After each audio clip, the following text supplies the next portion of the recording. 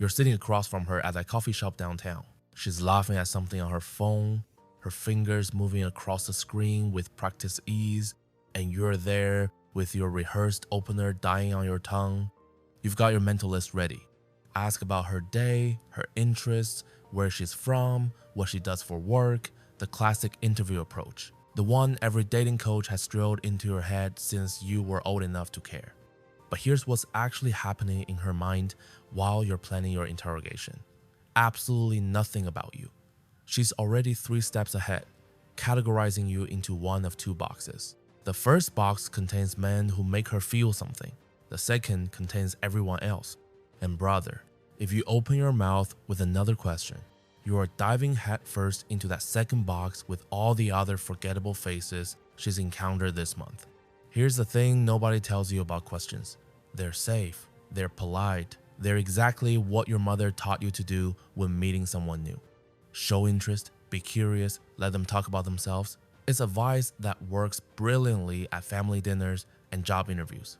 But with women, with attraction, you might as well be reading from a telemarketer script. Every question you ask is a microscopic surrender of frame. You are handing her the conversational wheel and buckling yourself into the passenger seat, hoping she'll drive you somewhere interesting. She won't. She can't. Not because she doesn't want to, but because the moment you defer to her reality, you've eliminated the very tension that makes conversation electric. Now let me take you back 500 years to a candlelit room in Florence. There's a man hunched over parchment, writing by flickering flame, and he's not thinking about romance. Niccolo Machiavelli is drafting what will become the most controversial manual on power ever written. The Prince isn't a dating guide, but buried in its ruthless observations about human nature is a blueprint for masculine interaction that modern men have completely forgotten. Machiavelli understood something fundamental. People don't follow those who ask for permission. They follow those who take the reins. They don't trust those who seek approval. They trust those who demonstrate certainty. Strip away the context of Renaissance politics, and you're left with raw truths about dominance, frame, and how human beings actually respond to confidence versus supplication. When you ask a woman questions, you are essentially asking for permission to exist in her reality. Where are you from becomes, can you please give me something to work with here? What do you do translates to, I have nothing interesting to say about myself. Every inquiry is a small admission that you need her to carry this interaction forward because you don't trust your own presence to be enough. And women are exquisitely tuned to detect this frequency, not consciously, perhaps. She's not thinking, oh, he's asking questions because he's insecure, but something deeper in her neurology, something shaped by thousands of generations of selecting mates who could lead and protect, is registering your deference as a warning signal. This man isn't certain. This man needs my validation. This man is not the leader I'm biologically wired to desire. The coffee shop moment continues. She finally looks up from her phone, catches your eye, and smiles politely. This is your opening. The conventional wisdom tells you to ask something. What brings you here today? Do you come here often? Are you a coffee person or a tea person? Each question progressively worse than the last, each one pushing you further into that second box marked unremarkable. But what if, instead, you didn't ask anything at all? What if you simply stated your reality and invited her into it through the sheer gravity of your certainty? This place has the worst espresso in the neighborhood, but somehow I keep coming back. There's something about terrible coffee that feels honest. Now you've created a frame. You've established a reality. You've made a claim about the world that she can either step into or reject, but either way, you're no longer petitioning for her approval. Machiavelli wrote that it is better to be feared than loved if you cannot be both. Strip away the fear component because we're not trying to terrorize anyone, and you're left with the core principle. Respect comes from strength, not supplication. In social dynamics, this translates directly. A woman's attraction is built on respect for your frame, not affection for your niceness. When you ask questions, you are optimizing for affection. You're trying to make her like you by showing interest, by being the good conversationalist your mother would be proud of. But attraction doesn't grow from her liking you. It grows from her respecting the reality you inhabit and wanting to be part of it. Questions demolish that respect because they reveal that you're not inhabiting any reality at all. You're simply reacting to hers. Think about the men she actually remembers, the ones who made an impact, the conversations that stayed with her long after they ended. I guarantee you none of them involved a man asking her what her favorite movie was or where she went to school. The memorable interactions were the ones where a man created an experience, made bold statements, took conversational risks, and pulled her into his frame with such confidence that she couldn't help but follow. He didn't interview her. He didn't collect data points. He expressed himself fully and unapologetically, and in doing so, created a gravitational field she wanted to orbit around. That's the difference between interrogation and seduction. One seeks information, the other creates reality. Your biology is working against you here. Men are problem solvers. We gather data, analyze situations, and formulate solutions. In most areas of life, this serves us brilliantly. But in the realm of attraction, this logical framework becomes a cage. You think if I just ask the right questions, I'll find common ground. If I learn about her, I can demonstrate compatibility. If I show interest in her life, she'll reciprocate. It's beautiful in its rationality and completely ineffective in practice. Because while you're collecting data, she's feeling nothing. An attraction is not a logical conclusion. It's an emotional experience. You can't interview your way into someone's heart. You can only create feelings powerful enough to pull her toward you. Let's talk about what actually happens neurologically when you make a statement versus when you ask a question. Statements create reality. They force the other person to position themselves relative to your frame. When you say something definitive about the world, her brain has to engage with that reality. She has to decide if she agrees, disagrees, or wants to explore further. You've created cognitive work for her, and that work generates investment. Questions, on the other hand, create nothing. They're a void you're asking her to fill. There's no frame to respond to, no reality to engage with, just empty space where your personality should be. She answers your question and then waits for you to ask another and another until she's essentially having a conversation with herself while you hold the microphone. The Machiavellian approach to conversation isn't about manipulation. It's about understanding power dynamics and refusing to voluntarily surrender your position. In The Prince, Machiavelli argues that a leader must sometimes act contrary to mercy, contrary to faith, contrary to humanity, in order to maintain his state. Translate this to modern interaction. You must sometimes act contrary to politeness, contrary to conventional dating advice, contrary to your instinct to seek approval in order to maintain your frame. This doesn't mean being rude. It means being willing to create tension, make bold claims, and risk her disagreement, rather than hiding behind the safety of questions that require nothing of you. Here's what most men don't understand about women and conversation. She doesn't want to be interviewed. She experiences that dynamic 50 times a day. Every interaction with a man who's interested in her follows the same exhausting pattern. Questions, more questions, forced interest, performative curiosity. It's boring, it's predictable, and worst of all, it places all the burden of creating interesting conversation on her shoulders. When you stop asking questions and start making statements, you're not being selfish, you're actually giving her a gift. You're relieving her of the exhausting job of carrying the interaction and instead offering her something she rarely gets. A fully realized masculine presence that doesn't need her validation to exist. The fear, of course, is that if you stop asking questions, you have nothing to say. And maybe that's true. Maybe you've spent so long using questions as conversational crutches that you've never developed the ability to simply express yourself without seeking permission first. That's actually the deeper problem questions are hiding. They're not a technique, they're a symptom. They reveal that you don't trust your own thoughts, observations, and perceptions to be interesting enough on their own. So you redirect attention to her, making her the subject, hoping she won't notice that you've brought nothing to the table except curiosity. But she notices. She always notices. Machiavelli understood that perception creates reality. If you're perceived as powerful, you become powerful. If you're perceived as weak, No amount of actual strength will save you. In conversation, if you're perceived as someone who creates interesting realities, you become attractive. If you're perceived as someone who merely reacts to others' realities, you become invisible. Questions are reactive, statements are creative, one makes you a follower, the other makes you a leader, and women, despite what they might consciously say, are hardwired to respond to leadership. Not in a caveman drag her by the hair sense, but in a this man knows who he is and doesn't need my approval to be it sense. So back to that coffee shop. She's looking at you now, waiting for you to say something. The question impulse is screaming in your brain. Ask her about herself, be interested, show you care. But instead, you trust the Machiavellian principle. You create rather than petition. This neighborhood used to be completely different 5 years ago. All these coffee shops and boutiques replaced actual businesses where people did real work. I'm not sure if it's progress or just expensive aesthetics. You've made a claim.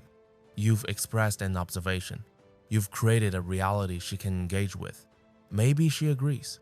Maybe she defends the neighborhood's transformation. Maybe she shares her own observation. But whatever happens next is happening inside a frame you created, not one you begged her to construct for you. The shift feels uncomfortable at first because you're swimming against years of conditioning. Society has spent decades telling men to be more sensitive, more curious, more interested in women's perspectives. And in many contexts, that's valuable advice. But in the specific arena of attraction, it's poison. Because attraction requires polarity. It requires difference. It requires one person to lead and another to follow, even if that leadership changes hands throughout the interaction. When both people are asking questions, there's no polarity. There's just two people interviewing each other, hoping the other person will suddenly take charge and create something interesting. The man who understands this and acts on it immediately distinguishes himself from every other interaction she's had that day. The deeper truth that Machiavelli grasped is that power is not given, it's taken. Not through force or aggression, but through the simple act of assuming it belongs to you. When you ask questions, you're asking for permission to have power in the conversation. When you make statements, you're assuming that power already belongs to you. She can challenge it, disagree with it, or ignore it. But you've claimed your space. You've established that you're not there to serve her reality. You're there to express yours and see if she's interesting enough to be part of it. That frame flip is everything. It transforms you from supplicant to selector, from interviewer to interesting person, from someone seeking her approval to someone she hopes will approve of her. This applies beyond just initial conversations. In established relationships, the question habit becomes even more insidious. Couples who've been together for years often fall into patterns where one person constantly checks in, asks for opinions, seeks validation for every decision. What do you want for dinner? Where should we go this weekend? What do you think about this? Each question erodes the masculine frame and creates resentment in the feminine, even if she can't articulate why. She doesn't want to make every decision. She wants to trust that you are capable of creating direction without constantly polling her for approval. The Machiavellian leader doesn't govern by committee. He listens to counsel, considers input, but ultimately decides and acts. In relationship dynamics, this translates to a man who makes plans, creates experiences, and leads with confidence while remaining receptive to his partner's needs, without constantly seeking permission for his every move. The subtle tyranny of questions extends into text conversations as well. Look at your message history with women you've been interested in. Count how many questions you've asked versus statements you've made. If you're like most men, the ratio is heavily skewed toward questions. How's your day going? What are you up to this weekend? Did you see that thing I sent? Each one a small surrender of frame, a tiny petition for her attention and validation.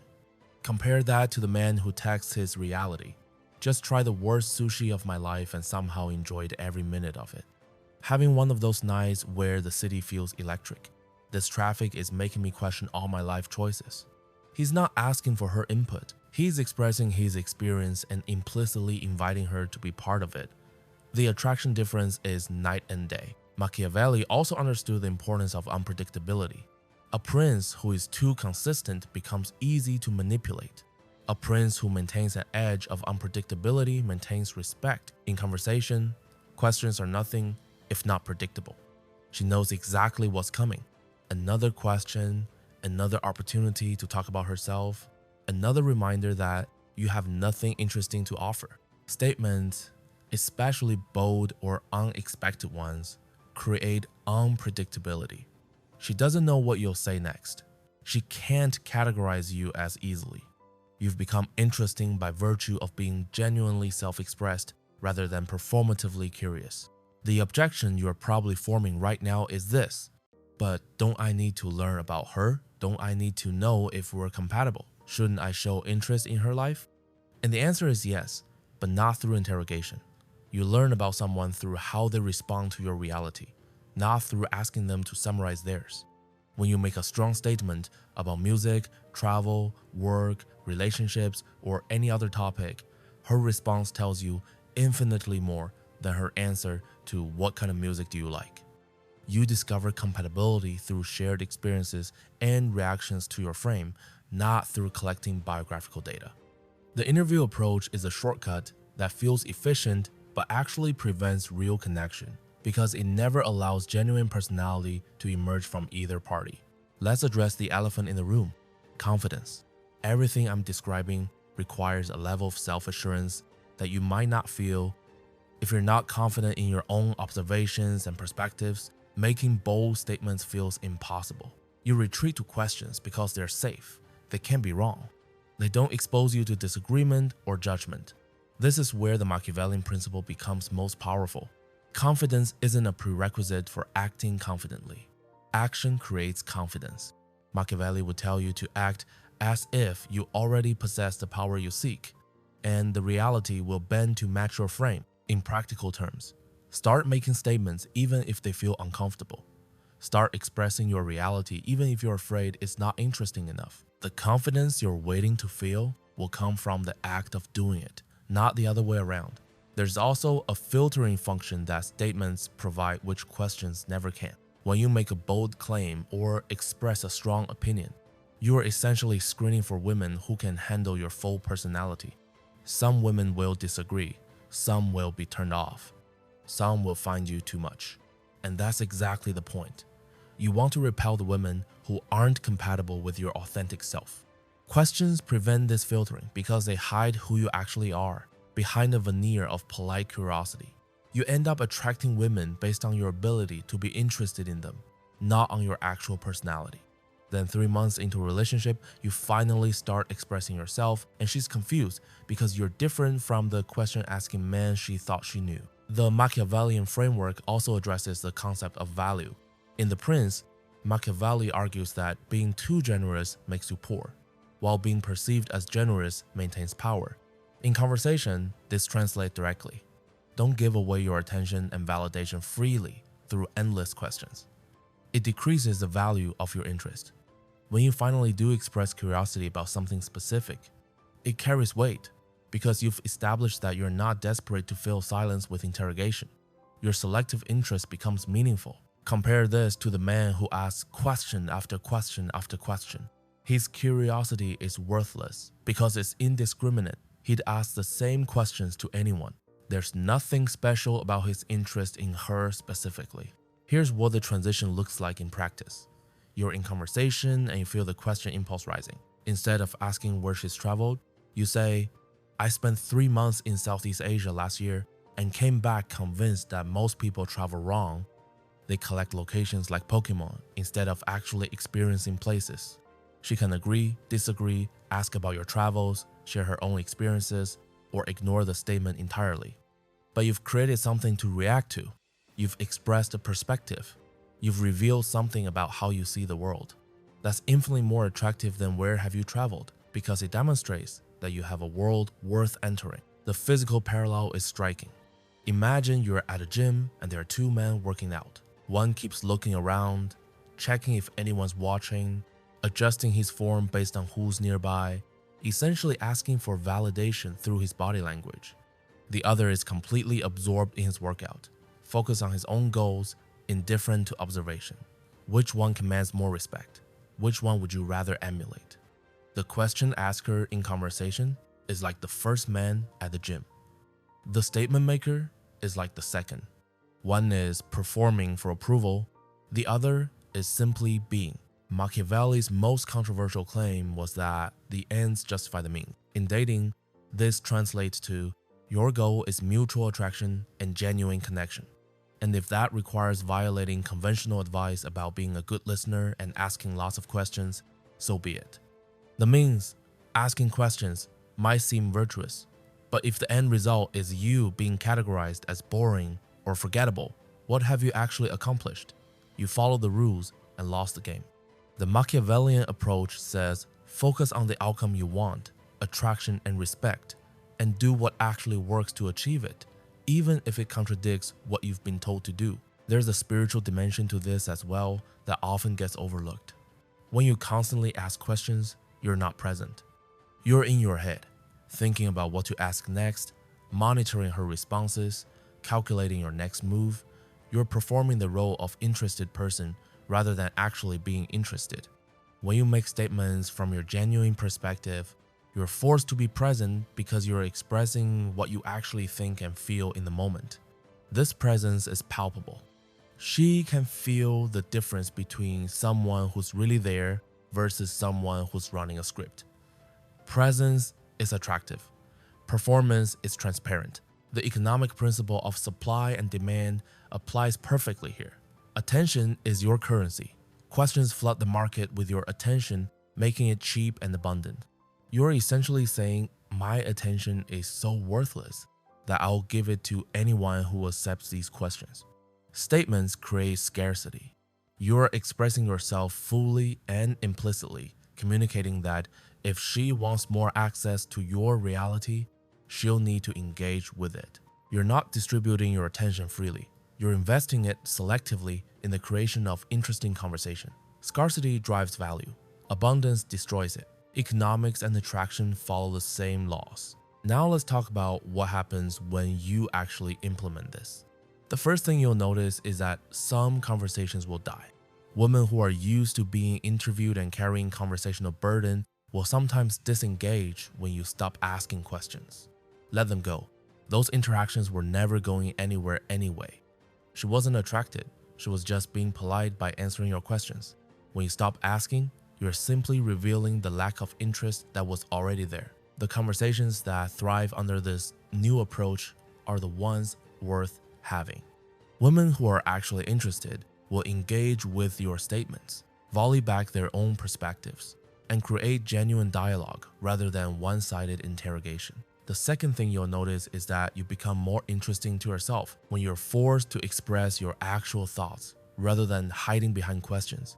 You start developing more defined perspectives on things. You have to actually think about what you believe, what you've experienced, and what you find interesting about the world. This self-development is valuable far beyond just dating.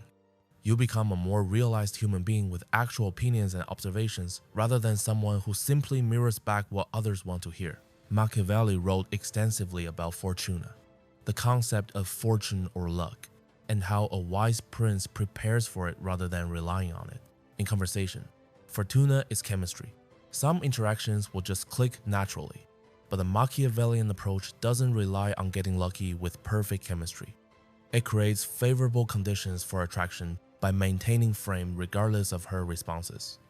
You're not hoping she'll happen to ask you interesting questions back. You're creating interesting conversation through your own self-expression, making luck irrelevant. The transformation from question asker to statement maker is fundamentally about moving from external validation to internal validation.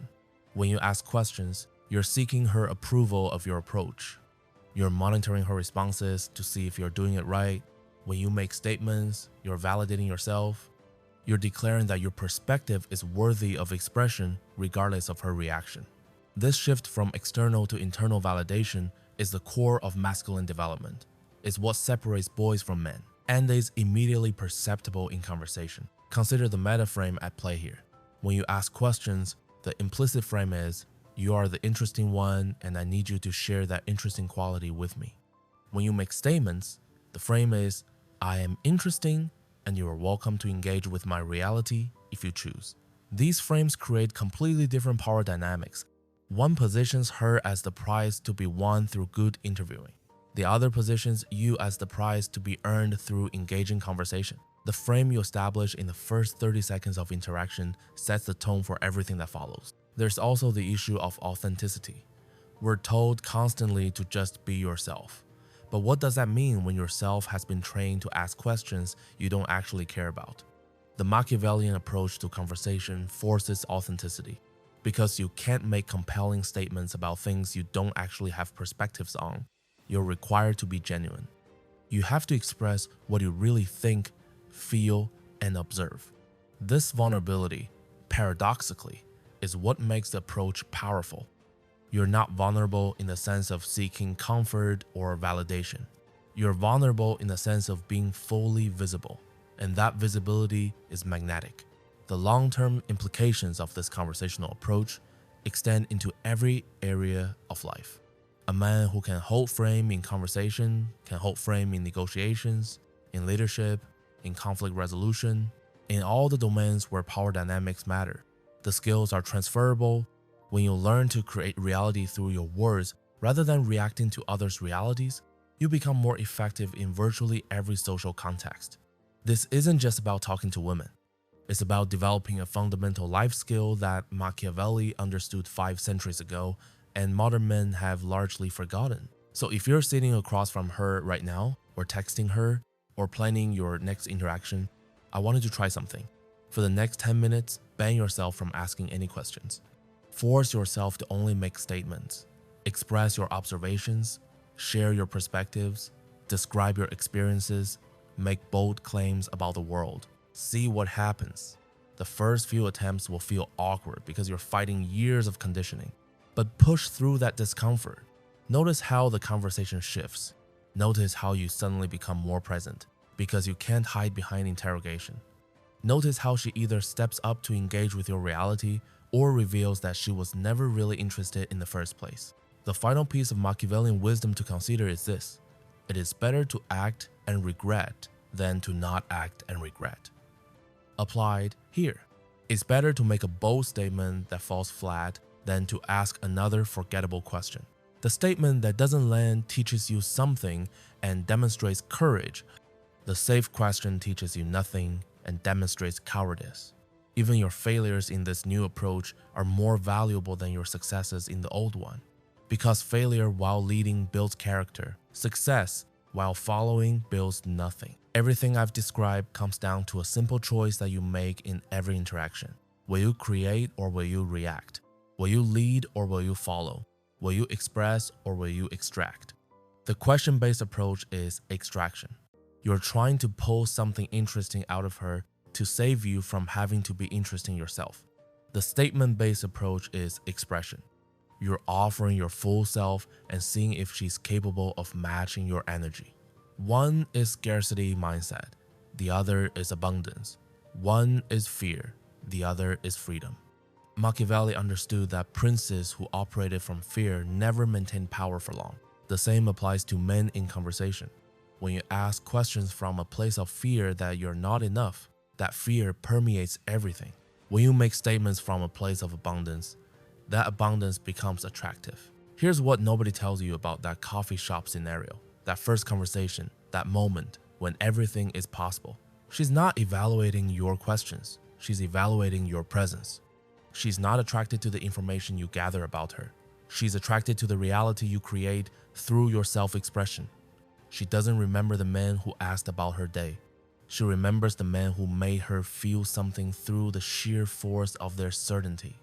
And certainty can't be communicated through questions. It can only be demonstrated through statements, through claims, through the willingness to create conversational reality and invite her to join it rather than begging her to create one for you. The Machiavellian approach to talking to women isn't about tricks or manipulation. It's about understanding power, frame, and human nature at a level most people never reach. It's about recognizing that attraction follows different rules than friendship, that polarity requires leadership, and that leadership requires the courage to create rather than the safety of reacting.